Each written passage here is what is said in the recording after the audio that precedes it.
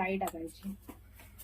राई जरा जास्त टाकायची म्हणजे जर दिसून आलं तर चांगलं वाटतं. जरा ह्याला जरा हे येऊन द्यायचं, तडतडून द्यायचं.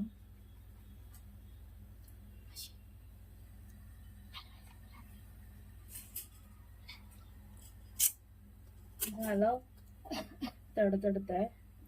मग कढीपत्ता टाकायचा.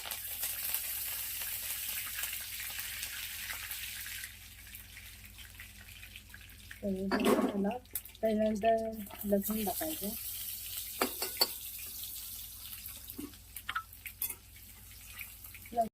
लसूण हे झालंय, आता मिरच्या टाकायचं.